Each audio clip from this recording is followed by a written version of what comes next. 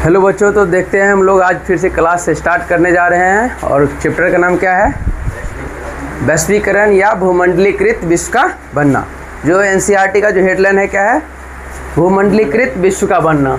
ठीक है, आगे हेडलाइन आएगा। जैसे कि आप लोगों को पता होगा कि एक क्लास हम लोग किए हुए हैं, है ना। अब ये भूमंडलीकरण क्या होता है, बस 5 मिनट में उसको हम पूरा का पूरा क्या करेंगे, एक बार हाँ रिकॉल करेंगे, रिवीजन करेंगे और फिर जहाँ तक पढ़ा दिए उससे आगे हम लोग पढ़ेंगे फिर। ठीक है, जिस किसी को भी दिक्कत होगा एकदम खुल के बोलना है, जहाँ समझने में प्रॉब्लम होगा क्लियरली बातें करना है कि हाँ नहीं समझ पाए, लेकिन हाँ उम्मीद है कि तुम लोग को पूरा का पूरा समझ में आएगा। ठीक है, हाँ किसी के एकदम हंसते खेलते मुस्कुराते पढ़ना है, एकदम रिलैक्स माइंड में पढ़ना है। ठीक है, जो चैप्टर का नाम है, जैसा कि पहले भी तुम लोग को पता है कि ये चैप्टर का नाम क्या है? भूमंडलीकृत विश्व का बनना। एनसीईआरटी का एक हेडलाइन है ये। ठीक है, और पहले भी मैंने बता रखा है कि ये बहुत ही इंपॉर्टेंट है बोर्ड के पर्पज़ से। ठीक है, बोर्ड के एग्ज़ाम में यहाँ से क्वेश्चंस आना ही आना है। तो इसमें हम सबसे पहले चलते हैं कि भूमंडलीकरण क्या है, किसको भूमंडलीकरण कहेंगे। तो भूमंडलीकरण के बारे में हम लोग पढ़े थे कि भूमंडलीकरण का मतलब क्या होता है। भूमंडलीकरण का मतलब होता है कि बिना किसी रुकावट के एक देश से दूसरे देश में पूंजी, वस्तु, श्रम और तकनीक का जो आदान प्रदान हो, उसको हम क्या बोल देंगे? भूमंडलीकरण। भूमंडलीकरण में कितने चीज़ों का आदान प्रदान हो रहा है? 4 चीज़ का, मुख्य रूप से 4 चीज़ों का आदान प्रदान हो। क्या क्या चीज़? पूंजी हो गया, वस्तु हो गया, श्रम हो गया और तकनीक हो गया। इन चारों का क्या है? आदान प्रदान बिना किसी रुकावट के। मतलब आगे आएगा विनिमय नियम भी, वो सब चीज़ हम लोग करेंगे। तो क्या सबसे पहले हम लोग ये समझ गए कि भूमंडलीकरण क्या होता है? बिना किसी रुकावट के एक देश से दूसरे देश में पूंजी, वस्तु, श्रम और तकनीक का जो आदान प्रदान हम लोग करते हैं, उसी को हम लोग क्या बोलेंगे?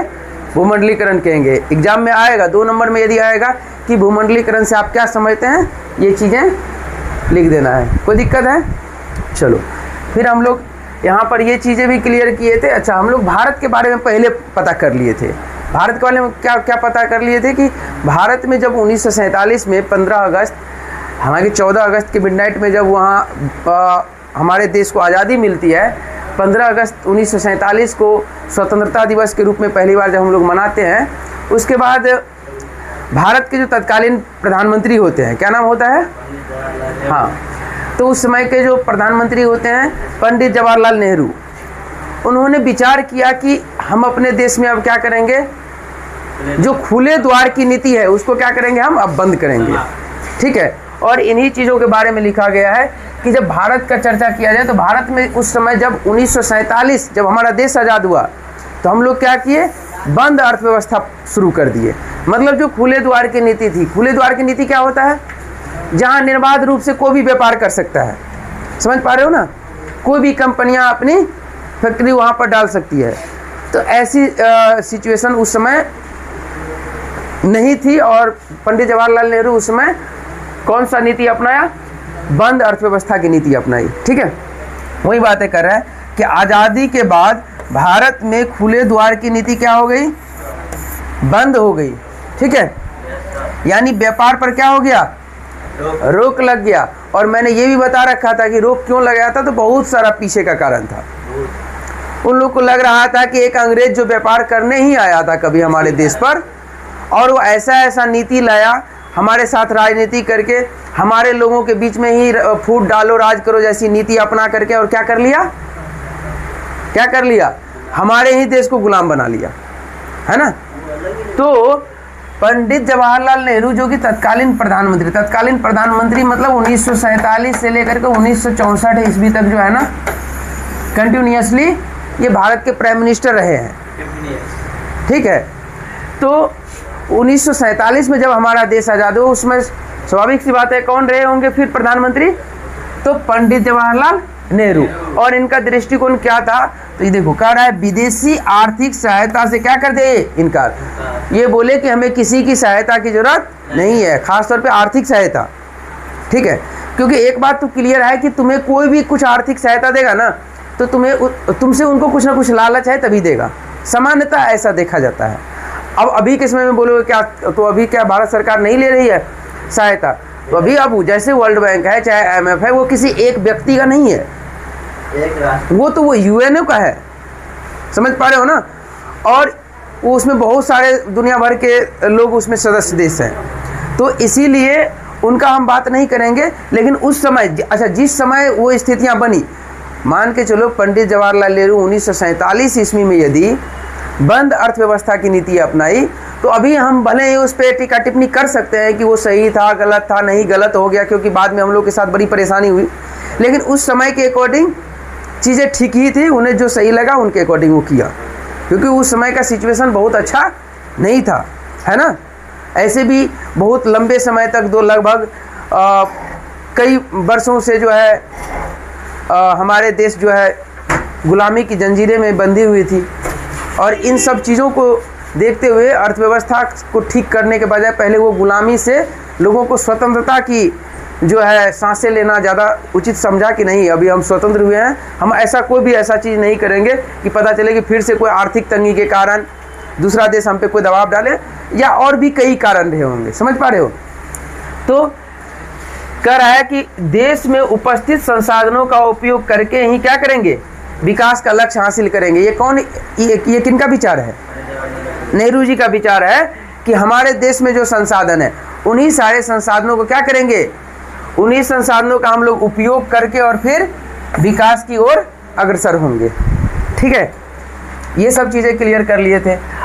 आगे में दिक्कत कहाँ होता है कि उस समय तो हम लोग बहुत अच्छा काम किए, नहीं उस समय तो सब कुछ ठीक रहा कि चलो भाई अब हम लोग बंद अर्थव्यवस्था शुरू कर दिए, ठीक है, नहीं बातचीत नहीं ऐसे मत करो, ठीक है, पूरा फोकस करना है इसी पर, ठीक है।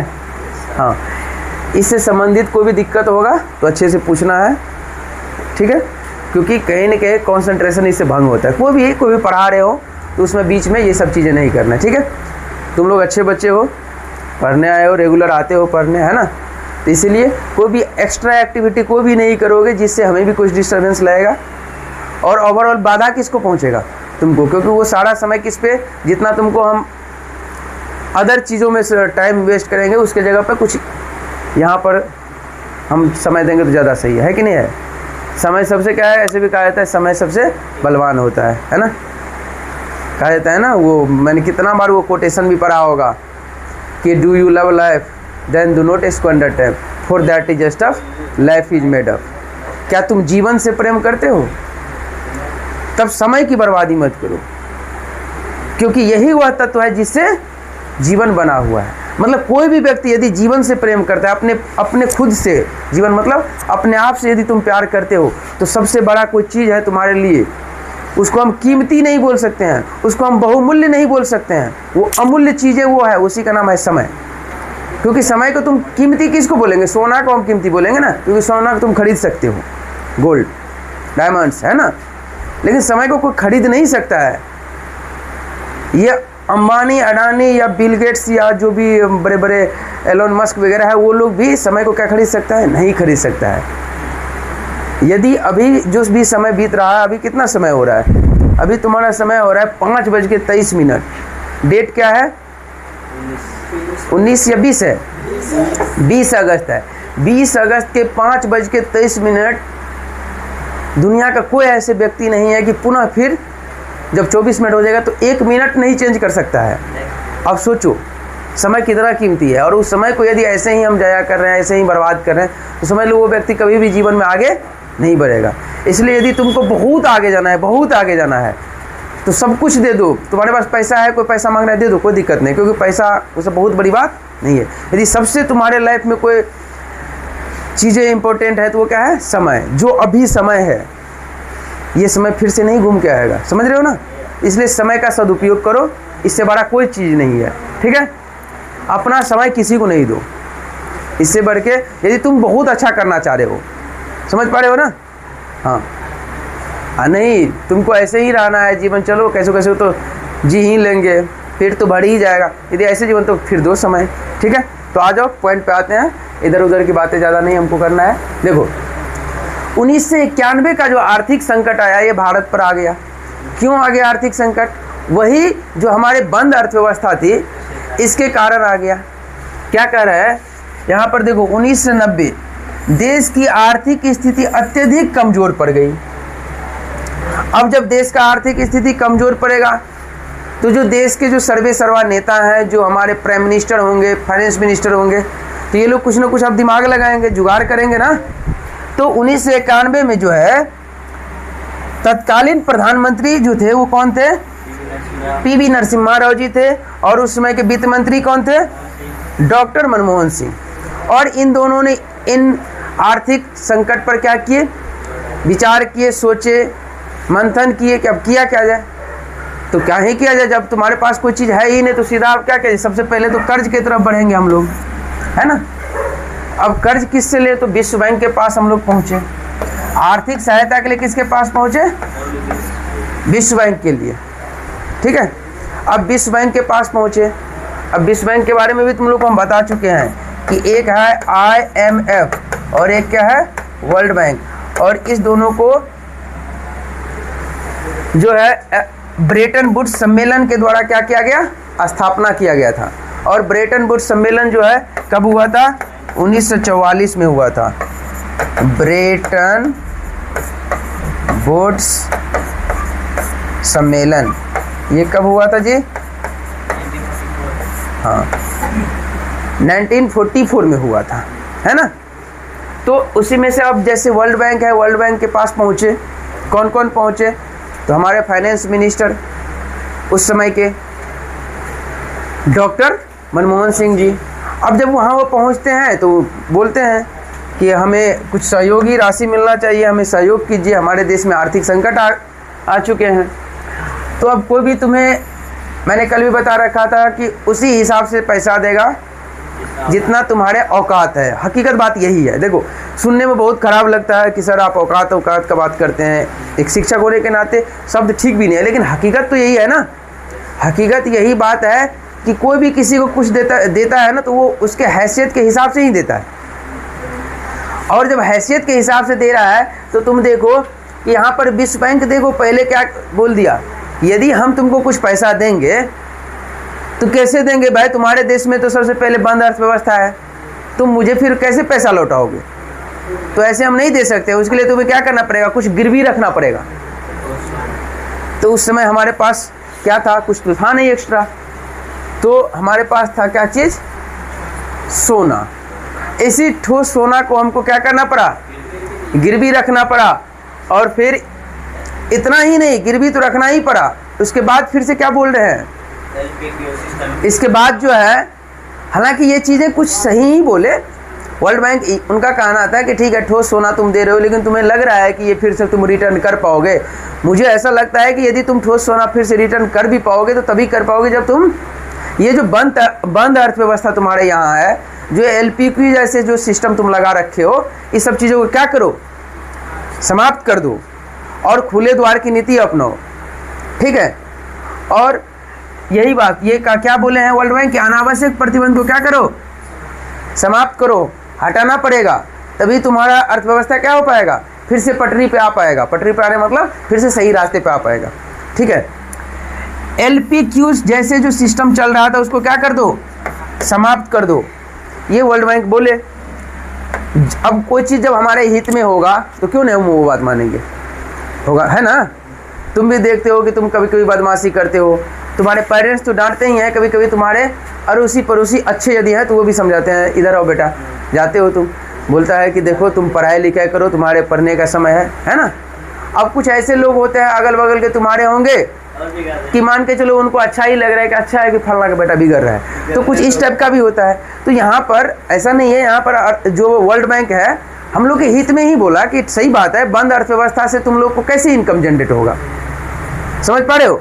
तो इसीलिए वहाँ पर वर्ल्ड बैंक कहीं गलत नहीं बोले कि हाँ ठीक है बंद अर्थव्यवस्था समाप्त करो, खुले द्वार की नीति अपनाओ, तो कहीं ना कहीं हम लोग के लिए भी सही था।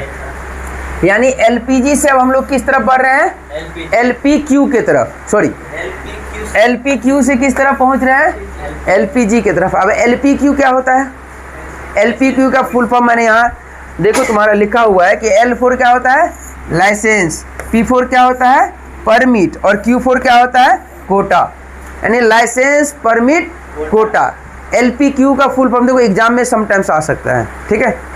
क्या आ सकता है कि LPQ का फुल फॉर्म क्या होगा? अलग अलग ऑप्शन देगा ABCD करके, और उसमें एगो ऑप्शन में ऐसा रहेगा लाइसेंस परमिट कोटा। समझ पा रहे हो? तो इसको तुमको टिक आउट करना है और सही हो जाएगा आंसर। समझ पा रहे हो ना? तो LPQ का फुल फॉर्म तुम्हें याद करना है, और फिर LPQ से हम लोग किस तरफ शिफ्ट किए? LPG की तरफ। और LPG का फुल फॉर्म क्या होता है? Liberalisation, P for privatisation and G for globalisation. L मतलब लिबरलाइजेशन, लिबरलाइजेशन मतलब क्या हुआ? उदारीकरण। P फॉर प्राइवेटाइजेशन, और प्राइवेटाइजेशन मतलब क्या हुआ? निजीकरण। और G फॉर ग्लोबलाइजेशन, और ग्लोबलाइजेशन मतलब क्या होता है? भूमंडलीकरण। समझ पा रहे हो? ये यदि इतिहास के क्वेश्चंस में तुम्हें LPG दिखे और यदि इसका फुल फॉर्म पूछे तो तुम्हें यही लगाना है। अब यदि साइंस में यही LPG आ जाए तो क्या करोगे? बोलेगा अरे सर पढ़ाए थे ना, ऐसे नहीं करना है, ये वाला तब नहीं लगाना है। तब यहाँ LPG दूसरा हो जाएगा, यहाँ पर लिबरलाइजेशन, प्राइवेटाइजेशन और ग्लोबलाइजेशन हो गया। समझ पा रहे हो? लेकिन यही LPG यदि तुम्हारे साइंस में होगा तो उसका मीनिंग कुछ अलग होगा। जैसे सर पढ़ाए भी होंगे तो वहाँ हो जाएगा लिक्विफाइड पेट्रोलियम गैस, लेकिन हम लोग को यहाँ इसमें करना है, ठीक है? LPG, L मतलब L फॉर बोलो लिबरलाइजेशन, जिसको हम उदारीकरण बोलेंगे, P मतलब प्राइवेटाइजेशन, जिसको हम निजीकरण बोलेंगे, और G मतलब ग्लोबलाइजेशन मतलब भूमंडलीकरण, या कभी कभी तुमको यहाँ पर भूमंडलीकरण के क्या लिखा रहेगा? वैश्वीकरण। ठीक है? ये जो LPQ था क्वेश्चन ये भी पूछ देगा कभी कभी कि LPQ सिस्टम है क्या? तो LPQ सिस्टम सीधा बोलेंगे कि ये अनावश्यक प्रतिबंधों का युग था। ये क्या था? भारत में एक अनावश्यक प्रतिबंधों का है, मतलब हम भारतीयों के लिए बाहरी का जो है ना मार्केट एकदम बंद था। समझ पा रहे हो ना? लेकिन जब ये LPG आया तो ये क्या हो गया? खुले द्वार की नीति की शुरुआत हो गई। समझ पा रहे हो? और ये क्वेश्चंस डायरेक्ट पूछा गया है कि उदारीकरण, निजीकरण और भूमंडलीकरण भारत में कब आया? तो इस भी याद रखना है, कब आया? 1991 में आया। कब आया? हाँ। या सीधा पूछ देता है कि LPG जैसी नीति भारत में कब लागू हुआ? तो कब लागू हुआ? 1991। हाँ, 1991 ईस्वी में। कभी कभी इसी को फिर तीसरा तरीका से पूछ देगा कि भारत में खुले द्वार की नीति कब आया? 1991 ईस्वी में। देखो यहाँ से ऑब्जेक्टिव बनता है, हर साल बनता है, हर साल बोर्ड में आता है क्वेश्चन। अब ये छोटी छोटी बातें जिसको नहीं पता हो तो दिक्कत हो जाएगा उनको। समझ पा रहे हो? इसलिए पढ़ो ढंग से, केवल सुनते चले जाओगे, ठीक है? अभी हम लोग ऑफलाइन भी पढ़ रहे हैं, अब ये वीडियोज भी जाएगा, तो इसको केवल 2-3 बार सुन लोगे तो पता चलेगा कि बोर्ड टाइम में बहुत काम आएगा। समझ पा रहे हो? तो केवल सुनने से तुम्हारा काम हो जाएगा, बहुत मेहनत करने की ज़रूरत नहीं है। अब बिल्कुल नहीं पढ़ोगे तो फिर कोई गारंटी नहीं है। समझ पा रहे हो? तो इसलिए कॉन्सेंट्रेशन के साथ पढ़ाई करो। अब इतिहास में जैसे वैश्वीकरण का बात करेंगे हम लोग, ठीक है? लेकिन इतिहास में वैश्वीकरण से पहले मैंने ये भी बता रखा था कि LPG जब भारत में आया उस समय के वित्त मंत्री डॉक्टर मनमोहन सिंह थे, और डॉक्टर मनमोहन सिंह ने क्या किए कि भारत के एक राज्य है जिसका नाम है हरियाणा, और हरियाणा में एक बहुत अब तो बहुत समृद्ध हो गया है, बहुत समझ सकते हो कि आगे बढ़ चुका है वो शहर, उसका नाम है गुरुग्राम। और पुराना लोग, अभी भी पुराने लोग गुरुगांव ही उसको बोलते हैं, गुरुगांव। समझा? जिसमें हम भी छोटे थे तो हम भी गए थे, गुरुगांव ही गए हुए थे। बचपन में हम छोटे में गुरुगांव में ही रहते थे पापा जी सब के साथ। समझ पा रहे हो? तो उसमें गुरुगांव ही बोलते थे। अभी भी यदि अब मैं जहाँ जो वहाँ रहे हैं, अब जैसे हमारे पापा जी हैं वो गुरुगांव में रहे हैं, तो वो अभी भी गुरुगांव ही बोलते हैं, वो लोग गुरुग्राम नहीं बोलते हैं। समझ पा रहे हो? लेकिन उसका नाम क्या है? गुरुग्राम। तो हम ये बताना चाह रहे हैं कि हरियाणा के गुरुग्राम में उस समय क्या कि जब खुले द्वार की नीति अपनाया तो डॉक्टर मनमोहन सिंह दुनिया भर के जो कंपनियां थी उनको ऑफर किया कि आप आइए और आप यहाँ पर अपनी इंडस्ट्री लगा सकते हैं, अपनी कंपनियां को स्थापित कर सकते हैं, और हम 5 वर्षों तक या कुछ एक ड्यूरेशन दे दिया कि इतने दिनों तक हम क्या करेंगे, आपसे टैक्स फ्री रहेगा, 1 रुपया टैक्स भी नहीं लेंगे। ऐसा क्यों किए? ऐसा वो इसलिए क्योंकि वो ज़रूरी था। पहले यदि हमारे यहाँ अच्छे अच्छे इंडस्ट्री आ जाएंगे, अच्छे अच्छे कंपनियाँ लग जाएगी, तो कम से कम हमारे यहाँ के जो श्रम लोग हैं, श्रमिक लोग हैं, जो इंजीनियर्स लोग हैं, समझ पा रहे हो ना, तो इन सारे लोगों को क्या मिलेगा? कम से कम पहले 3 लोगों को रोज़गार मिल जाएगा। और सबसे पहले उसको एस्टेब्लिश करने में, किसी कंपनी को यहाँ कहीं इंफ्रास्ट्रक्चर डेवलप करने में समय लगता है ना। तो 2-3 साल तो इसको ऐसे में ही चला गया, और फिर एक आध साल कमाया, तब तक फिर से पता चला कि उसका डेट हो गया, जितना ड्यूरेशन दिया था कितना दिन टैक्स फ्री रहेगा। और उसके बाद क्या होता है? उसके बाद फिर से अपना टैक्स भी आने लगता है गवर्नमेंट को। और उसी समय मारुति सुजुकी जैसे कंपनी, मारुति सुजुकी कहाँ की कंपनी है? जापानी कंपनी है ना। जैसे ये सब पढ़ाएंगे, बहुराष्ट्रीय कंपनी आएगा तो, जैसे सैमसंग है, सैमसंग एक मोबाइल फ़ोन है ना, सैमसंग एक मोबाइल फ़ोन तुम लोग देख रहे हो, सैमसंग का फ्रिज आता है, दुनिया भर का चीज़ आता है, ठीक है। हाँ, हम लोग सैमसंग को मोबाइल फ़ोन के रूप में देखते हैं ज़्यादातर, है ना। तो सैमसंग भी एक कंपनी है, और वो भी कंपनी कहाँ की है? वो कंपनी है दक्षिण कोरिया, समझ रहे हो। तो ऐसे ऐसी बहुत सारी कंपनियां हैं, वो बहुराष्ट्रीय कंपनी हम आगे पढ़ेंगे इसमें, जब हम पढ़ेंगे तो उसमें और भी डिटेल करेंगे, ठीक है। तो बहुत सारी कंपनियां आई और हमारे यहाँ क्या हो गया? अपनी कंपनी को स्थापित किया और लोगों को रोज़गार भी दिया गया, लोगों को रोज़गार मिलेगा ही। और इसके अलावा क्या किया गया? हमारे भारत सरकार को टैक्स भी पे होने लगा, तो और खुले द्वार की नीति है, धीरे धीरे हमारा अर्थव्यवस्था ठीक होते चला गया, ठीक है। ये तो हमारा एक छोटा सा ब्रीफ था, क्या चीज़ के लिए? कि भारत में जब बंद नीति था, फिर जब खुले द्वार की नीति है, तो कैसे कैसे हमारे देश में बंद नीति में समस्याएं खड़ी हुई, और फिर जब खुले द्वार की नीति है तो कैसे धीरे धीरे फिर हम लोग अच्छे अर्थव्यवस्था की ओर बढ़ने लगे, ठीक है। अब कर है इतिहास में जब वैश्वीकरण का हम बात करेंगे तो कर 1991 केवल क्या है? एक आधुनिक अध्याय है, एक छोटा सा बस एक आधुनिक अध्याय है कि ये एक टाइमलाइन बता रहा है कि देखो इस समय कैसे कैसे खुले द्वार की नीति, बंद अर्थव्यवस्था क्या क्या है, कैसे, ठीक है। लेकिन वास्तव में क्या है? वैश्वीकरण का इतिहास सदियों पुराना है, जो भोजन, श्रम और तकनीक की यात्राओं से जुड़ा हुआ है। ऐसा नहीं है कि भूमंडलीकरण जो है ना 1991 में ही आकर के एकदम हो गया, नहीं। देखो कोई भी आदमी कुछ भी करता है तो अचानक एक दिन में कुछ भी नहीं होता है। किसी को लगता है कि एक दिन में हुआ, अभी तुम्हें कोई नहीं जान रहा है। कोई जान रहा है तुमको? तुम्हारे परिवार, आसपास के रिलेटिव्स के अलावा कोई नहीं जान रहा है। लेकिन कल के डेट में तुम यदि बिहार के स्टेट टॉपर बन गया, जब तुम्हारा नाम पेपर में आ जाएगा, न्यूज़ पेपर में आएगा, एकदम समझ पा रहे हो, जब तुमसे एकदम नेशनल मीडिया तक पहुंच जाएंगे तुम्हारे घर में, समझ पा रहे हो ना, तब सब लोग जानेंगे और अचानक एक दिन में जानेंगे तो आज सब तुम्हारा नाम लेगा, देखो ये। लेकिन ऐसे नहीं, ठीक है। अच्छा है कि तुम्हारे चेहरे पे इस बात को लेकर खुशी है, लेकिन ये खुशी तब आ पाएगा जब तुम इसके लिए पढ़ोगे, उतना मेहनत करोगे। 8-10 घंटा जो हार्ड वर्किंग करता है वैसे बच्चे ही फिर आगे परफॉर्म अच्छा करेगा। सीधा सीधी बात है। हम तुम्हें कितना भी पढ़ा देंगे, यदि तुम बहुत अच्छा से नहीं पढ़ोगे, कोई बहुत अच्छा रिजल्ट लेके तब नहीं आओगे। लेकिन यदि हम पढ़ा रहे हैं उसको, तुम अपने घर में जा करके सेल्फ स्टडी अच्छा करोगे, तो स्वाभाविक सी बात है तुम करोगे। जो खुशियाँ तुम्हें अभी दिख रहा है उससे ज़्यादा खुशियाँ जिस दिन रिजल्ट आएगा उस दिन तुमको दिखेगा, समझ पा रहे हो।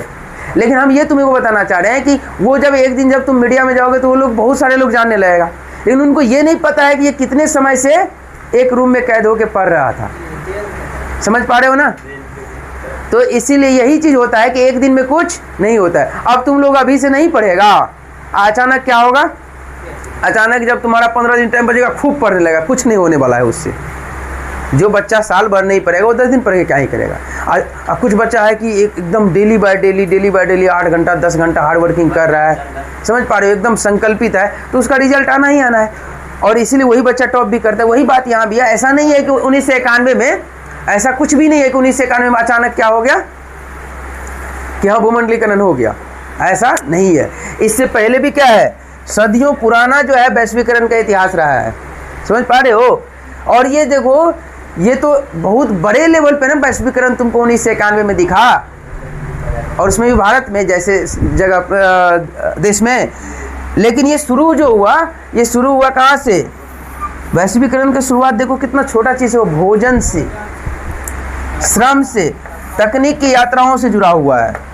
सबसे पहले भोजन से जुड़ा हुआ है, समझ पा रहे हो। अब देखो भोजन का यात्रा हम लोग शुरू करते हैं, और भोजन का यात्रा देखो कि हम ये देखो, ये वर्ल्ड मैप इसमें दिया गया है और बहुत सारे बच्चे को समझ में आ रहा होगा, है ना। ये वाला जितना भी एरिया है, ये वाला एरिया, ये वाला है ना, ये वाला पूरा एरिया एशिया है ना। और ये जो है तुम्हारा पूरा ऐसे करके ये जो दिख रहा है इसको साउथ अफ्रीका नहीं बल्कि अफ्रीका, ठीक है। ये क्या है? अफ्रीका है।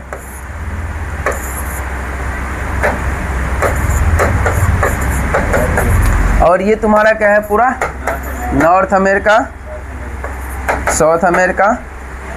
यहाँ पर तुमको यूरोप दिख जाएगा और यहाँ पर क्या दिख जाएगा? ऑस्ट्रेलिया दिख जाएगा, है ना। अब तुम बोलोगे कि 6 ही महादेश दिखा, देखो नीचे में है अंटार्कटिका, क्योंकि इसी 6 महादेश जो है ना, यही 6 ऐसा महादेश है जिस 6 महादेश पे मानव का निवास स्थल है, ठीक है। लेकिन जो तुमको नीचे तुमको दिख रहा है, इसमें दिख नहीं रहा है, नीचे है, मतलब भावना से समझो कि नीचे है, समझ पा रहे हो। तो उस नीचे में जो है वो क्या है? वो अंटार्कटिका है, जिस पे बर्फ ही बर्फ है। उस पर किसी भी देश का ऐसा नहीं है कि मानव जाकर के अस्थायी रूप से निवास करते हैं, नहीं। वहाँ पर अस्थायी रूप से बहुत सारे देश का क्या है, वहाँ पर वैज्ञानिक अपने शोध के लिए अनुसंधान केंद्र स्थापित किया हुआ है, ठीक है। जैसे भारत का भी है दक्षिण गंगोत्री, है ना, और भी है मैत्री जैसे। तो अब देखो हम क्या कर रहे हैं कि भोजन की यात्रा कहाँ से शुरू होता है। तो देखो भोजन का यात्रा जो है चीन से एस्पेधेती को क्या कहते हैं, जो आजकल तुम लोग अकेले में बहुत पसंद करते हो, पास्ता। नहीं, एस्पेधेती को क्या कहते हैं? Pasta, noodles. नहीं, ये नूडल्स नाम सब जो है ना कहाँ दिया गया? इटली में दिया गया था, ठीक है। इटली तो जानबे करता होगा, हाँ। इटली का राजधानी कहाँ है? ये सब छोटा छोटा ऐसे ऐसे करके हम लोग धीरे धीरे पूरा दुनिया भर का राजधानी भी याद कर लेंगे, ठीक है। इटली, अब इटली जब बात की तो फट से उसका राजधानी क्या लिख दिया वहाँ पे, इटली का राजधानी रोम है, ठीक है। ये सब छोटी छोटी बातें को धीरे धीरे करके क्या करेंगे। अब चीन है तो चीन का राजधानी क्या है? बीजिंग है ना। हाँ, तो ये सब ध्यान में रखना है धीरे धीरे करके। अब देखो यहाँ से क्या हो रहा है कि चीन से क्या हो रहा है, चीन से जो है रेशम मार्ग के द्वारा, ये रेशम मार्ग है, ठीक है। और इस रेशम मार्ग से कहाँ पहुँच रहा है जी? ये एस्पेधेती सबसे पहले चीन से कहाँ पहुँच रहा है? यूरोप में पहुँच रहा है, ठीक है। अब यूरोप में कैसे पहुँचेगा? हवाई जहाज से। वहाँ से रेशम मार्ग है, वहाँ पे जो भी व्यापार हो रहा है उसके माध्यम से वहाँ के धीरे धीरे कुछ लोग जैसे यूरोपियन वहाँ गए, उनको पसंद आया तो वो उधर भी लेके चले गए। यही सब चीज़ होता ही है ऐसे ही। तो फिर यहाँ पर क्या क्या हुआ? एस्पेधेती कहाँ से पहुँचा? चीन से पहुँचा। कॉन्सेंट्रेट ऐसे में भंग होते, तुम डिस्टर्ब कर दो, ठीक है। हाँ, देखो चीन से कहाँ चीन में जो है पास्ता क्या कहा गया? एस्पेधेती, क्या बोला गया? और उसी को नूडल्स भी हम लोग कहते हैं। अभी तुम लोग ज़्यादा स्टैंडर्ड नूडल्स से बोलता है, क्या क्या बोलता है और भी कुछ। हाँ, अकेले में बना के खा भी लेते हो ना, किसी की ज़रूरत नहीं होता है, मम्मी घर में नहीं आए तो नहीं, कोई दिक्कत नहीं है। तुरंत जो है टमाटर वमाटर काटे, तुरंत बन के तैयार है कि नहीं। सबके चेहरा देखो हंसी आ गया कि वो खाने का भी मन कर रहा है। तो यहाँ पर फोकस करो, खाना वाना बाद में देखो। और ये नूडल्स किस मार्ग से गया? तो किस मार्ग से गया ये क्वेश्चन आएगा कि एस्पेधेती जो है ये चीन से पश्चिमी देश, और पश्चिमी देश मतलब यूरोप, किस मार्ग से होके गया? ऑप्शन ऐसे देगा सिल्क रूट, या हिंदी में देगा तो रेशम मार्ग, और भी 3 गो ऑप्शन दे देगा। और ये क्वेश्चन कई बार आ गया है, ये सब चीज़ को ध्यान रखना। नहीं, आगे भी आने की बहुत संभावना बनी रहेगी, ठीक है। तो इस बात को ध्यान में रखना कि चीन से जो एस्पेधेती या पास्ता या नूडल्स जो भी तुम बोल रहे हो, ये किस मार्ग से? रेशम मार्ग से या सिल्क रूट से कहाँ पहुँचा? पश्चिम के देश पहुँचे, और फिर वहाँ से कहाँ पर आए? धीरे धीरे भारत आ गए, ठीक है। अब यहाँ जैसे पश्चिम देश पहुँचे और पश्चिम देश से इधर, अच्छा यहाँ से तुम एक चीज़ तुम देखा होगा कि ये जो जगह है इधर से ऐसे करके तुम ये वाला देख रहे हो, दक्षिण अफ्रीका के सबसे अंतिम है ये। और इसको हम लोग कल भी बोले थे, क्या बोलते? आशा अंतरीप, तुम लोग ज्योग्राफी में पढ़ा होगा, क्या है ये? आशा अंतरिक्ष, इसी को बोलते हैं केप ऑफ गुड होप। क्या बोलते हैं जी? हाँ, केप ऑफ गुड होप। और ये जो केप ऑफ गुड होप है, यहाँ तक सबसे पहले पुर्तगाल के एक लोग आए हुए थे जो नहीं पहुंच पाए फाइनली। बताओ तो कौन पहले आए हुए थे? न कोलंबस आए थे, न वास्को डी गामा आए थे। यहीं पर बच्चा फंसता है। 9th में तुम लोग पढ़ा होगा। सबसे पहले 1487 ईस्वी में, कब? 1487 ईस्वी में एक व्यक्ति आया जिसका नाम क्या है? 1487 में एक व्यक्ति आता है और उसका नाम क्या होता है? Bartolomeu Diaz. Bartolomeu Diaz. ये भारत के खोज के लिए तो निकला था, लेकिन आशा अंतरिक्ष जो है उसके बाद उसको समझे नहीं अब किधर जाए नहीं जाए, तो फिर वहां से क्या हो गए? वो रिटर्न हो गए। उसके बाद एक व्यक्ति और होता है जो 1492 में निकलता है खोज करने। कुछ निकल जाता है, खोज कुछ और हो जाता है। खोज कर देता है अमेरिका का ना, और उसका नाम क्या होता है? कोलंबस। और ये बोलता है ये नई दुनिया है। क्या बोलता है? ये नई दुनिया है। तुम लोग 9th में पढ़ा होगा ये सब चीज। अब आ गया चीजें तो इसलिए हम बोल रहे हैं। ये क्या बोला? ये नई दुनिया। क्वेश्चन आता है कि नई दुनिया के नाम से किसे जाना जाता है? तो अमेरिका को, न्यू वर्ल्ड ऐसे बोल दिया था उस समय वो। कोलंबस कौन थे? Christopher Columbus. और ये क्रिस्टोफर कोलंबस जो है खोज करने कहीं और जाए थे, वो अमेरिका का खोज करते। कब? 1492 में। और फिर ये तो तुम लोग को याद ही होगा, 1498 1498 ईस्वी में फिर से यहाँ से एक लोग आते हैं, यहाँ पहुँचते हैं, और यहाँ पर एक लोग उनको मिल जाते हैं। उसका नाम तुम लोग को याद है? जिसके सहयोग से वो यहाँ पहुँचेगा, ऐसे करके ये कालीकट पहुँचेगा। एक व्यक्ति होता है जिसका नाम होता है अब्दुल मजीद। और अब्दुल मजीद के सहयोग से वास्को डी गामा क्या करते हैं? सफल हो जाते हैं भारत पहुंचने में। ठीक है, कोई दिक्कत? अब्दुल मजीद, वास्को डी गामा जो है, वास्को डी गामा जो भारत पहुंचेगा, वो जब आशा अंतरिक्ष के बाद उसको भी समझ नहीं आते रहते कहाँ जाने जाए। जब इधर ये मेडागास्कर है, ये क्या है? देखो वर्ल्ड मैप थोड़ा बहुत धीरे धीरे जानना तुम लोग, ठीक है? ये मेडागास्कर है, ये समझ रहे हो? तो इस बीच से ऐसे करके जब निकले तो इसको एक व्यक्ति सहयोग किया, उसका नाम क्या था? अब्दुल मजीद। और ये अब्दुल मजीद क्यों उसको सहयोग किया? क्योंकि वो वहाँ पर जो है ना व्यापार के पर्पज से वहाँ थे। तो बोले अरे इंडिया जाना है, ये बोला पकड़ लीजिए ना रोड। हम ही लोग को नहीं कोई पूछता है पटना में, पता चलेगा कि वहाँ कोना पर रहता है, बोलता है क्या महावीर, जय महावीर कॉलोनी किधर है, जबकि बगल में है सामने। तो जो नया है तो उसके लिए क्या तुमको लग रहा है अरे सर ये भी पूछता है जी बगले में तो है, लेकिन तुम्हारे लिए हो सकता है तुम पटना में हो तो इसलिए लग रहा है कि तुमको लिए कोई दिक्कत नहीं है, लेकिन बाहरी के लिए बहुत गली है भाई पटना में, इतना सारा गली है कि कंफ्यूज हो जाता है बाहरी, बोलते इधर से जाए कि इधर से है। जब तुम्हारे रिलेटिव्स यहाँ आते होंगे तो वो समझ में आ जाता होगा, उसको बार बार रिसीव करने जाना पड़ता होगा। देखो 1498 वास्को डी गामा जो है अब्दुल मजीद के सहयोग से कहाँ पहुँचते हैं? भारत के केरल। हालांकि उसमें केरल नहीं, त्रावणकोर, बहुत सारा इतिहास की तरफ हम अभी नहीं बढ़ेंगे।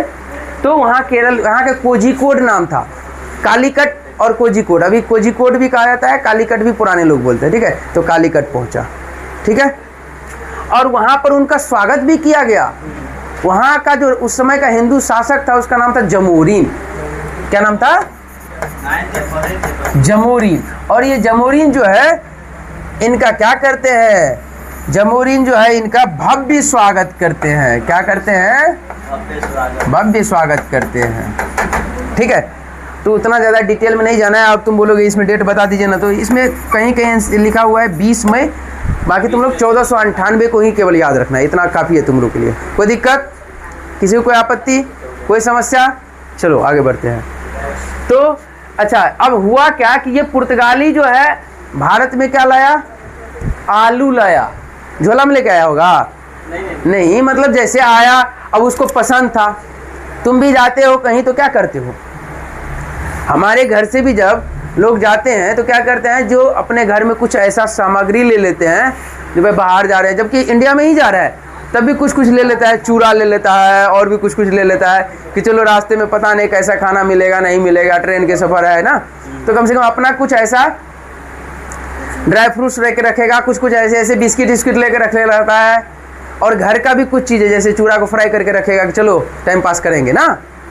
महंगा भी एक कारण होता है और दूसरा कारण कि उसको फ्रेश नहीं मिलता है, महंगा से ज़्यादा जो ट्रेन जैसे सफ़र में तुमको जनरली अच्छे सामान नहीं मिलेंगे, तो इसीलिए तो ऐसे ही जब वो लोग आए तो लोग इतना लंबा सफ़र के लिए आ रहे थे, और वास्को डी गामा क्या लग रहा है अकेले आ रहा था, नहीं, एक जहाज़ के साथ आ रहे थे, एक बहुत बड़ा, हाँ, नेवी बहुत बड़ा उनके साथ था, है ना। अब जो है वो आए तो वो अपना सामान लेके आए। आलू उल्लू का बड़ा फेवरेट है, आलू वाला अब आएगा अकाल भी पड़ेगा, आलू के कारण वहाँ लोग मरेगा, देखो ना तुम, लाखों लोग मरेगा अभी आलू के कारण, क्योंकि आलू अकाल पड़ेगा, आगे हम पढ़ेंगे अभी, ठीक है। तो अब जो सामग्री जो है ना वहाँ का था, तो क्या हो गया, देखो सुनो, पुर्तगाल से क्या क्या चीज़ आया जी, आलू, अनानास, पपीता, ये सब भारत लाया गया। ये सब क्वेश्चन आता है, ध्यान में रखना। पुर्तगाल जो है, पुर्तगाल बोलेगा कि यूरोप से भारत आने वाले जो सामग्रियाँ हैं वो क्या है, तो आलू है, अनानास है, पपीता है, ये पुर्तगालियों के द्वारा भारत लाया गया, ठीक है। और हमारे यहाँ वो जब देखा ऐसे करके छठ, उस समय छठ तो वहाँ नहीं होता होगा, ये तो बिहार में होता है ना, लेकिन गन्ना तो हर एक जगह होता है ना, तो गन्ना उसको बड़ा मीठा लगा रस को चूसने में, तो ये लोग जो है धीरे धीरे भारत से गन्ना फिर पश्चिम देशों में गया। तो यहाँ लिखा हुआ है देखो, भारत से गन्ना कहाँ पहुँचा, यूरोपियन देशों में पहुँचाया गया। भारत से क्या किया गया, गन्ना जो है यूरोपियन देशों में पहुँचाया गया, और पुर्तगालियों द्वारा आलू, अनानास और पपीता कहाँ पहुँचाया गया, भारत को। तो याद रखना है, आलू, पपीता, अनानास ये सब पुर्तगालियों के द्वारा लाया गया है भारत में, और हमारे यहाँ गन्ना था, और गन्ना हमारे यहाँ से कहाँ गया, बोलो, पश्चिम के देशों में, यूरोपियन देशों में। कोई डाउट है इसमें, ये सब चीज़ें जो है ध्यान में रखना है। अब आगे हम बढ़ते हैं। अब देखो आ गया, ध्यान रखो, जो चीज़ें हम लोग कर रहे थे वही चीज़ आ गया, क्या, आलू का अकाल, आयरलैंड का आलू अकाल। अब आयरलैंड का जो आलू अकाल है ये क्या है भाई, ये समझते हैं हम लोग, ये दिख रहा है, ये आलू है क्या, आलू का पत्ता है। देखो आयरलैंड में आलू की फसल नष्ट हो गई। आलू की फसल क्यों नष्ट हुई होगी, आलू में एक ऐसा प्रकार की एक बीमारी आ गई जिसके कारण क्या हो गया, आलू समाप्त होता है ना कभी कभी, कि कोई ऐसी बीमारी आ जाती है, कोविड आया, पूरा सुरा होने लगा सब चीज़, हाँ। तो आयरलैंड में आलू की फसल नष्ट हो गई, और जब आलू की फसल नष्ट हो गई तो क्या हो गया, भयानक अकाल पड़ गया। क्या पड़ गया, भयानक अकाल। अब कुछ जगह के लोग होते हैं कि उसका वही चीज़ फेवर में होता है, समझ रहे हो, वहाँ के लोग आलू का ही सामग्री का भोजन करते थे, और आलू पड़ गया अकाल। तो जब आलूए में जब नष्ट हो गया तो स्वाभाविक सी बात है कि ये भयानक अकाल पड़ेगा कि नहीं पड़ेगा। और जब भयानक अकाल पड़ेगा तो अकाल में क्या होता है, इससे प्रभावित होता है, और जब अकाल से प्रभावित हुआ तो क्या हो गया, भोजन की कमी के कारण क्या हो गया, लाखों लोगों की मृत्यु हो गई। एक आलू, समझ रहे हो ना, एक आलू के कारण क्या हो रहा है, लाखों लोगों। अब तुम बोलोगे सर आलू से क्या दूसरा चीज़ खाने लगता है, उस समय का भोजन उनका आलू ही था। हम लोग को भी आलू चॉप बहुत पसंद लगता है, हमको समझ पा रहे हो ना। तो उस समय भी उन लोग का आलू का ही भोजन सामग्रियाँ बनता था, और इसी आलू अकाल के कारण क्या हो गया, पूरा बहुत सारे लोगों की मृत्यु हो गई। कहाँ, आयरलैंड में, कहाँ, आयरलैंड में, समझ पा रहे हो। अब देखो यहाँ पर देखो गिरमिटिया मजदूर। अब गिरमिटिया मजदूर क्या होता है, गिरमिटिया मजदूर जो होता है, करा यूरोपियन देशों द्वारा भारत के मजदूरों को एक निश्चित अनुबंध, कॉन्ट्रैक्ट, समझ रहे हो ना, के तहत दूसरे देशों में ले जाया गया। क्या होता है गिरमिटिया मजदूर, गिरमिटिया मजदूर जो होता है वो एक होता है कि एग्रीमेंट होता है, कॉन्ट्रैक्ट होता है। समझ पा रहे हो ना? अभी भी गिरमिटिया मजदूर के तरह कुछ उपयोग होता है जो तुम लोग शायद नहीं समझ पा रहे हो। जैसे कोई तुम देखोगे कि विदेश तुम्हारे यहाँ से जाता है, तो ऐसा नहीं कि जब जाएगा जब मन होगा तब आएगा, नहीं, जनरली ऐसा नहीं होता है। कम से कम 3 साल 4 साल 5 साल का एक उसके साथ एक बॉन्ड बना लिया जाता है, एग्रीमेंट बना लिया जाता है, और कॉन्ट्रैक्ट पे क्या करता है, उसको ले जाता है कि अब इतना दिन के लिए तुम अपने घर दरवाजे भूल जाओ, पत्नी बच्चे माँ जो भी है उसको त्याग करके अब वहीं पे तुमको रहना पड़ेगा। समझ रहे हो? अब हम जब कुछ लोग से ऐसे लोग थे जिसे बात किया हाल फिलहाल में जो गए हुए थे, तो उनसे बोले क्या बीच में नहीं आ पा सकते हैं क्या? अभी भी वही गिरमुटिया वाला बात है, गुलाम उस समय तो गुलाम था देश। तो बोले ऐसी बात नहीं है, यदि हम बीच में आएंगे तो आ सकते हैं, लेकिन यदि हम बीच में आएंगे तो हमको अपना पैसा से क्या करना पड़ेगा, टिकट कटवाना पड़ेगा, थोड़ा सा परेशानी भी होगा। अब वहाँ का लैंग्वेज, वहाँ का रूल रेगुलेशन, वहाँ की पॉलिसीज बहुत कुछ नहीं जानता है। और जो श्रमिक लोग जाएगा, जो मजदूर लोग जाएगा, वो पढ़ा लिखा भी नहीं है, उसको तो और दौड़ा देगा। एयरपोर्ट पे जाएगा तो वहाँ से बोलेगा वहाँ जाओ वीज़ा कट बनाने, वहाँ जाओ ये करने, वहाँ जाओ ये करने, बहुत सारा बात हम ये एग्जाम्पल्स बोल रहे हैं। तो इसीलिए अभी भी जो लोग जाते हैं तो एक कॉन्ट्रैक्ट बेसिस पे जाते हैं कि इतना समय तुमको वहाँ पे काम करना पड़ेगा। समझ पा रहे हो? हाँ, तो यही चीज़ करे। यूरोप के देशों में क्या किया गया, यूरोपीय देशों द्वारा भारत के मजदूरों को एक क्या किया गया, एक निश्चित अनुबंध, अनुबंध मतलब कॉन्ट्रैक्ट, समझ पा रहे हो ना, कॉन्ट्रैक्ट के तहत दूसरे देशों में ले जाया गया। ओके, उद्देश्य क्या था जी? उद्देश्य कुछ होगा ना, तो उद्देश्य था कि नगदी फसल जैसे गन्ना और भी नगदी फसल का आदि उत्पादन कराने के लिए। नगदी फसल किसको कहते हैं तुम लोग पता है? नगदी फसल वो फसल जो खाने के पर्पज से नहीं, वो अर्थ के पर्पज से लगाया जाता है। क्या तुम ऐसा है कि गन्ना लगाते हो कि नहीं नहीं गन्ना उपजा करके घर में रखेंगे फिर डेली उसका खाना बनेगा? गन्ना तो उपजाते हो इसलिए कि तो उससे क्या मिले ना।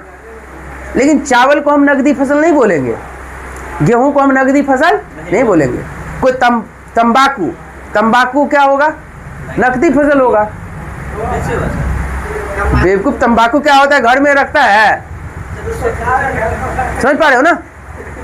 अब चाय जो है, चाय तुम्हारा नकदी फसल होगा, तंबाकू नकदी फसल होगा।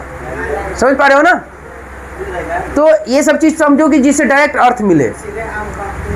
तुरंत जो है खेते से बेच देता है कि तुम लोग खेत में उपजा के बोलते हैं नहीं नहीं नहीं तंबाकू रहने दीजिए, 2-4 कुंटल रहने दीजिए मेरे घर में, हम लोग डेली खाएंगे। ऐसा थोड़ी होता है, नहीं ना। खेते से अपना जो है ना आता है, ठेकेदार सब अपना खरीद के लेके चल जाता है। ऐसा होता है कि नहीं होता है? तो नकदी फसल वही होता है। कर है, देखो देखो, इन्हीं अनुबंधित मजदूरों को इतिहास में गिरमिटिया मजदूर कहते हैं। ये बात देखो, कर है यूरोपीय देशों द्वारा भारत के मजदूरों को एक निश्चित अनुबंध पर क्या किया गया, दूसरे देश ले जाया गया। समझ पा रहे हो?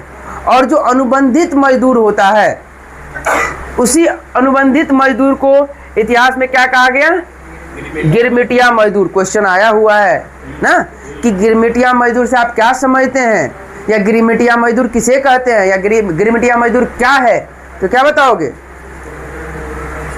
एक ऐसा मजदूर जिसे कॉन्ट्रैक्ट के बेसिस पर या अनुबंधित तरीके से अनुबंधित करा करके और दूसरे देश क्या किया जाता है, ले जाया जाता है। समझ पा रहे हो? कोई दिक्कत? तो गिरमिटिया मजदूर समझ गए। अच्छा, गिरमिटिया मजदूर, इसमें आगे और भी चीज़ आएगा कि क्या बिहार के लोग गिरमिटिया मजदूर के लिए गए थे? तो तुम बिहार का एग्जाम दे रहे हो, बिहार बोर्ड का, इसलिए इस बात को ध्यान में रखना। बिहार के जो पश्चिमी बिहार है ना, बिहार में भी कहाँ, पश्चिमी बिहार। देखो डायरेक्ट क्वेश्चन यहाँ से आया हुआ है, आता है। बिहार में भी तुमको डिवाइड कर देगा कि बिहार में कहाँ, उत्तर पश्चिम दक्षिण। समझ पा रहे हो? तो पश्चिमी बिहार, तो पश्चिमी बिहार जो है, यहाँ से बहुत लोग गिरमिटिया मजदूर के तौर पे गए थे। पश्चिमी बिहार और पूर्वी उत्तर प्रदेश। समझ पा रहे हो ना? पश्चिमी बिहार और पूर्वी उत्तर प्रदेश, यहाँ के लोग। अब पश्चिमी बिहार कौन कौन हुआ? अब मैप तुम जानते हो, तो पश्चिमी बिहार में आएगा खास तौर पे सिवान, अभी भी तुम जाओगे, कोई सिवान का बच्चा इसमें हो तो तुम लोग को समझ में आ रहा होगा कि सिवान में अभी भी हमको लगता है ना, लगता क्या है कि जो डाटा है बिहार का, उसमें सबसे ज़्यादा जो है ना पासपोर्ट बना रहा है कहाँ के लोग? सिवान के लोग। सिवान के लोग पटना से भी ज़्यादा पासपोर्ट क्यों बना रहा है? क्योंकि दूसरे देश जाएंगे तो चाहिए उन्हें पासपोर्ट, समझ लो। तो बिहार में सबसे ज़्यादा सिवान जिला। और अभी भी पता चलता है कि लगभग घर से एक लोग कम से कम क्या है, विदेश में काम कर रहा है। विदेश में मतलब दूसरे देश में, समझ पा रहे हो? तो उस समय यानी क्वेश्चन आएगा कि बिहार के किस क्षेत्र के लोग गिरमिटिया मजदूर के तौर पे सबसे ज़्यादा गए? तो पश्चिमी बिहार। उत्तर प्रदेश का बात आएगा तो पूर्वी बिहार, पश्चिमी बिहार से और उत्तर प्रदेश के पूर्वी उत्तर प्रदेश के लोग गिरमिटिया मजदूर पर बहुत गए। तुमको आश्चर्य होगा, आगे ये सब चीज़ भी आएगा कि बहुत सारे देश में गए। फिजी, सूरीनाम, त्रिनाद एवं टैबेगो, ये देश का नाम है त्रिनाद एवं टैबेगो। पता है तुमको त्रिनाद टैबेगो में तो अभी जो है प्रधानमंत्री राष्ट्रपति तक बिहार के लोग बना हुआ है। क्यों? क्योंकि कुछ ऐसे देश गए जहां पर उनको अच्छा खासा पैसा मिलने लगा तो वहीं पे रह गया। मॉरिशस, सब भोजपुरी गीत चलता है वहीं पे, पूरा भोजपुरी डांस चलता है वहाँ पे, भोजपुरी भाषा चलता है वहाँ पे, समझ रहे हो? क्यों? क्योंकि वहाँ पर पश्चिम, अच्छा सिवान जो है, सिवान में भोजपुरी भाषी क्षेत्र है, समझ रहे हो? और उसी तरफ के ज़्यादातर लोग ये सिवान, छपरा, सिवान फोकस इसलिए हम बोलते हैं कि सिवान के मैक्सिमम लोग जा रहे हैं। इसका मतलब ऐसा नहीं कि छपरा के लोग नहीं जा रहे हैं, छपरा के भी लोग जा रहे हैं। जाने के लिए तो पूरा इंडिया भर के लोग गए थे, लेकिन जब बिहार का बात करेगा, और बिहार में भी किस क्षेत्र के बहुल मात्रा में, मतलब अत्यधिक मात्रा में, तो पश्चिमी बिहार के, समझ पा रहे हो? तो बहुत सारे ऐसे देश हैं जहाँ पर अभी भारत के, और भारत में भी बिहार के लोग का क्या है, प्रधानमंत्री राष्ट्रपति तक है। तुम जब मॉरिशस जाओगे, मॉरिशस के राष्ट्रपति प्रधानमंत्री के बारे में सोचोगे, प्रवीण जगन्नाथ, ये सब जो नाम है ना, नवीन जगन्नाथ, ये सब क्या है, सब बिहार के हैं और वहाँ पर राष्ट्रपति प्रधानमंत्री बने हुए हैं, समझ रहे हो? त्रिनाद टैबेगो, उसका नाम क्या है, कुछ कमला दास या कुछ कमला ही करके नाम है, समझ पा रहे हो? तो वो भी क्या है, वो भी बिहार के हैं, वो तो बिहार के बक्सर के हैं। तो मेरा कहने का मतलब है कि ये जो गिरमिटिया मजदूर गए, तो अच्छा इसका मतलब क्या है कि हर एक जगह गिरमिटिया मजदूर को बहुत अच्छा लगा? नहीं, कुछ जगह गिरमिटिया मजदूर के साथ बहुत शोषण भी हुआ। भारत के जो कुछ गिरमिटिया मजदूर थे उनके साथ क्या हुआ, बहुत सारे जगह शोषण भी हुआ, समझ पा रहे हो क्या? लेकिन बहुत सारे जगह उसको अच्छा इनकम मिला, तो क्या हो गया, फायदा भी हो गया, तो वहीं का वहीं रह गया। चलो अब इससे आगे जैसे ये क्या कर रहा है कि तकनीक और व्यापार 1870 के दशक, ठीक? तो तकनीक और व्यापार, तकनीक मतलब टेक्नोलॉजी, अब धीरे धीरे टेक्नोलॉजी आएगी, ठीक है? दुनिया में दिन ब दिन क्या हो गया, टेक्नोलॉजी आते गया। जब प्राचीन इतिहास से और अभी वर्तमान समय तक जाओगे तुम देखोगे कि टेक्नोलॉजी के पर्पज से ही धीरे धीरे लोग आगे बढ़ा। तो तकनीक और व्यापार, अब तकनीक मतलब क्या है, टेक्नोलॉजी। अब दुनिया में क्या आएगा, धीरे धीरे टेक्नोलॉजी आएगा, साथ में क्या आएगा, व्यापार आएगा, ट्रेड, समझ रहे हो ना? और ये किस दशक में आएगा, 1870 के दशक में आएगा। अब देखो ये क्या चीज का आविष्कार हो रहा है, आ रहा है, क्या चीज, रेफ्रिजरेशन। रेफ्रिजरेशन जानते हो, इसी को तुम लोग बोलते हो फ्रिज, क्या बोलते हो, अभी के भाषा में बोलते हो फ्रिज, लेकिन सही भाषा में रेफ्रिजरेशन ही बोला जाता है। अब देखो ये जो रेफ्रिजरेशन है, ये जो फ्रिज है, ये तकनीक का आगमन हो गया 1870 के दशक में। अच्छा तुम बोलोगे फ्रिज से क्या हो गया, फ्रिज से ये होगा, फ्रिज जब आया तो फ्रिज से अब होगा क्या ना, क्वेश्चन तो कर ही सकते हो। देखो एक सही क्लास का मतलब है कि तुम्हारे अंदर क्वेश्चन आना चाहिए, है ना? उसके लिए हाँ, मेरे क्लास में जितना तुमको क्वेश्चन आ रहा है अच्छा बात है, लेकिन खाली बातचीत नहीं होना चाहिए, एक्स्ट्रा बात, मतलब इधर उधर का, टॉपिक से बाहर कोई भी बात नहीं, आपस में कोई बात नहीं कर सकते। बाकी तो टॉपिक से रिलेटेड कुछ भी समस्या हो, कोई भी दिक्कत है तो कभी भी पूछ सकते हो, ठीक है? इसमें कोई इब्बट वाली बात नहीं है, एकदम खुल के रहना है क्लास में। तो देखो कह रहा है रेफ्रिजरेशन तकनीक का आगमन हुआ। जब रेफ्रिजरेशन तकनीक का आगमन होता है तो अब इससे देखो क्या फायदा होगा। कह रहा है मांस को सुरक्षित रखकर एक महाद्वीप से दूसरे महाद्वीप तक भेजना संभव हुआ। अब जैसे यदि भारत से मान के चलो अमेरिका यदि मांस भेजना हो तो अभी के समय में कोई दिक्कत है? कोई दिक्कत नहीं है। लेकिन एक समय था जिसमें फ्रीज नहीं था, तो भारत में यदि बिहार से तुम बंगाल लेके जाएगा तो नहीं ले जाता, क्योंकि खराब हो जाता ना उस बीच में, नहीं हो जाता। समझ पा रहे हो कुछ क्या बता रहे हैं?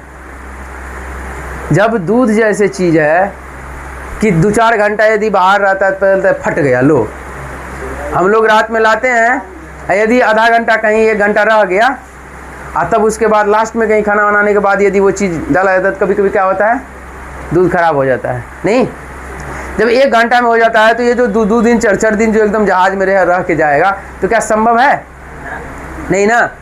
तो ये बहुत बड़ा काम किया जो ये रेफ्रिजरेशन आया, तो इससे केवल मांस ही नहीं और भी जो चीज़ें जो आदान प्रदान दूसरे देश किया जा सकता है तो बहुत सारे। लेकिन हाँ, उस समय के हिसाब से उस समय जो है सबसे ज़्यादा मात्रा में इस चीज़ को देखा गया कि मांस जो है एक देश से दूसरे देश क्या हो रहा है, सुरक्षित रखकर क्या किया जा रहा है, एक देश से एक महाद्वीप से दूसरे महाद्वीप क्या किया जा रहा है, भेजा जा रहा है। ठीक है।